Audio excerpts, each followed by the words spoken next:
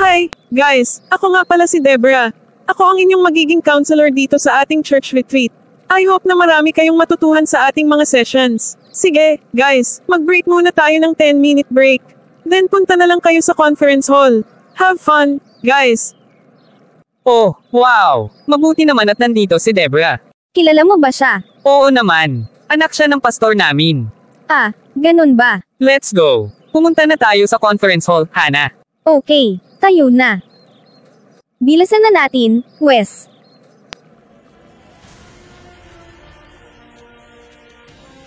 Katulad nga ng sinabi ni Apostol Paul sa mga taga-Galatia chapter 5 verses 16 hanggang 18, sinasabi ko sa inyo, mamuhay kayo ayon sa Espiritu at hindi ninyo pagbibigyan ang mga pagnanasa ng laman. Sapagkat ang mga pagnanasa ng laman ay laban sa kagustuhan ng Espiritu, at ang kagustuhan ng Espiritu ay laban sa mga pagnanasa ng laman. Magkalaban ng dalawang ito kaya napipigilan kayo sa paggawa ng nais ninyong gawin.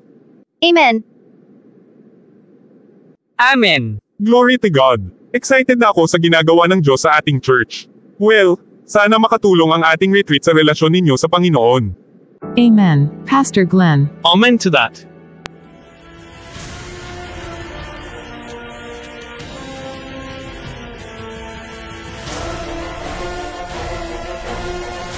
Uy, Hannah, gusto mo bang sumama sa akin? Okay, sure. Bukas ay 20th birthday ni Deborah. Imbitado ang lahat. Talaga. Susunduin kita bukas. Bye! Bye.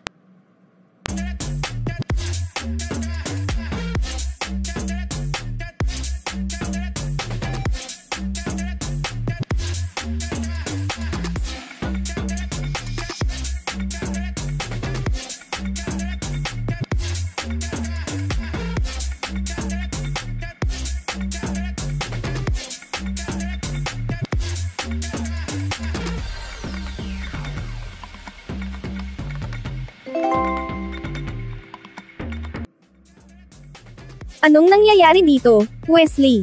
Hindi ako sigurado, Hannah. Nasa tamang lugar ba tayo? Hoy, Wesley, Hannah. Welcome to my party. Pasok kayo. Enjoy the party.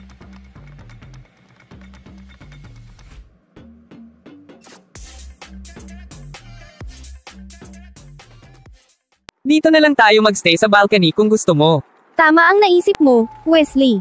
Hindi ako komportable doon. Hey, ba't andito kayong dalawa? Anong ginagawa ninyo dito? Ba't hindi kayo pumasok sa loob? Sige na at makipagsayawan kayo sa kanila. Dance to the funky music and have fun. Wala akong hilig magsayaw, Pastor Glenn. Hindi ko lang alam kay Wesley. Lalo naman ako, Pastor Glenn. I hate dancing.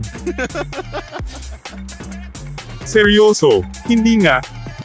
Kumanta na lang kayo sa karaoke. Si Deborah at ang mga kaibigan niya magkakaroon sila ng videoke singing challenge.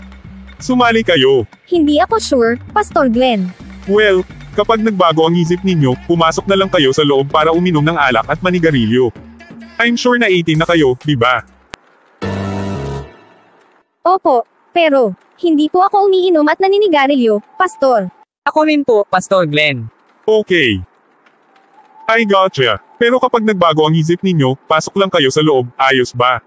Alright, guys. Sige po, Pastor Glenn. Sana hindi na lang tayo pumunta dito. Oo nga.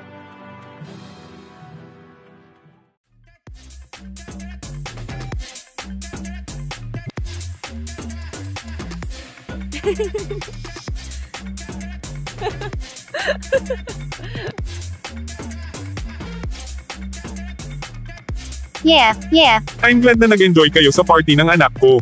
I love the party, Pastor Glenn. Ayaw ko sanang pumunta dito. Kasi baka boring, alam mo na. Pastor kayo at anak ninyo si Deborah. Grabe, na-shock talaga ako sa party mo, Deborah. Sumakit ang bangs ko, lalo na ang daming alak at UC. Iba talaga. I salute you, Pastor Glenn, for this. Let me tell you something. Joe. Oo, Christians nga kami. Pero hindi nangangahulugan na hindi na kami pwedeng magsaya, you know. Okay lang na uminom ng alak basta kaya mong dalhin ang sarili mo. At bakit ginawang alak ni Jesus ang tubig? Kung ayaw niya tayong uminom at magsaya. Exactly my thought.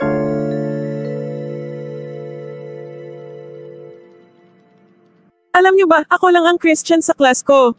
At hindi ko sinishare ang faith ko sa mga classmates ko. Ayaw ko kasing ipilit ko sa kanila ang faith ko. May sarili silang religion at may kanya-kanya silang paniniwala. Exactly. Pabayaan mo silang mamili kung anong religion ang gusto nila. Sinasabi ninyo ba na bilang mga tagasunod ni Kristo, na dapat wala tayong gawin? At pabayaan lang natin silang pumunta sa impyerno. Paano naman yung Great Commission ng Panginoong Hesus, na dapat tayong humayo at ipangaral ang kanyang salita? At gumawa ng mga disipulo. Oh my God! Hindi mo na kailangang gawin iyan. Kilala ng mga tao kung sino si Jesus. Hayaan mo silang maghanap sa kanya. Hindi ko alam na panatiko at extreme ka pala, Hana. Umalis na nga tayo dito, Hana. Pasensya ka na sa sinabi ng anak ko. Sinasabi lang niya yung punto niya. Huwag po kayong mag-alala. I totally get her point. Alis na tayo, Wesley.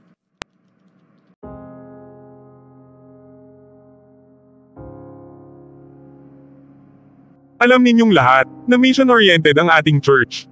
Naniniwala tayo sa Great Commission ng Panginoong Hesus, na kailangan nating ipangaral ang ebanghelyo at abutin ang mga naliligaw na kaluluwa. So, kung interesado kayong sumama sa aming mission next month, kausapin lang ninyo ang ating mission director. That's about it. Thanks, guys. You're dismissed. Gusto niyo bang sumama sa amin? Kakain kami ng snacks sa resto. Pwede kayong sumama ni Wesley. Pwede ba kitang tanungin, Debra? Sure. I'm really confused, Debra. Akala ko kasi ang sabi mo kagabi na. Hindi natin dapat ipilit ang ating paniniwala sa iba. Kung ito ang pananaw mo, ba't pa kayo hahayo kung hindi ka naman naniniwala dito? Oh my God! Baliw ka ba, Hana? Pareho kami ng pananaw ng dad ko. Hindi kami naniniwala sa mga street evangelism o pangangaral ng ebanghelyo na iyan. Dahil hindi kami mga legalistic na tao. Naniniwala kami na ang mga tao ay may kalayaang magdesisyon para sa sarili nila. Gets mo na ba o wala kang alam? Ano? Kino-contradict mo ba ang sarili mo? Ikaw mismo ang nagsabi na ikaw at ang tatay mong pastor ay hindi naniniwala sa evangelism. Para saan pa at in-announce ng tatay mo ito sa kongregasyon? Simple lang. Ayaw naming mawalan ng supporters. Kapag ang church natin ay walang mission outreach once a year, ang pinakamayaman naming supporters ay hihinto na sa pagpapadala sa amin ng pera. Kailangan ng church ang pera, at kapag hindi mo pa naintindihan, ewan ko na lang sa'yo. Kung ako sa'yo, keep your mouth shut. Wow! Hindi ako makapaniwala. Unbelievable. Nakakatakot siya. Naguguluhan din ako sa logic nilang mag-ama. Anong gagawin natin ngayon, Wesley? Gusto mo bang maghanap na lang tayo ng ibang church? Ang lolo ko, si Grandpa Justin, dati siyang traveling preacher. Magtanong tayo sa kanya. Yes, tama. Gawin natin iyan, Wesley.